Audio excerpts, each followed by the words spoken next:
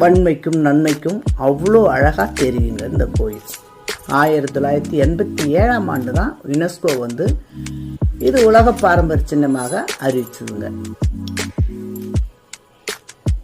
இந்த சோழர்கள் வந்து நிறைய கோயிலை கட்டியிருக்காங்க. அதில் வந்து கங்கை கொண்ட சோழீஸ்வரர் கோயிலும் தாராசுரம் ஐராவதீஸ்வரர் கோயிலும் வந்து யுனெஸ்கோவில் உலக பாரம்பரிய சின்னமாக இடம்பெற்றுள்ளது.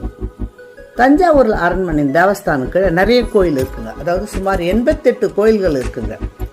அந்த 88 கோயில்களில் இந்த தஞ்சை பெருவுடையார் கோவிலும் அதாவது பிரகதீஸ்வரர் கோயிலும் ஒன்றுங்க.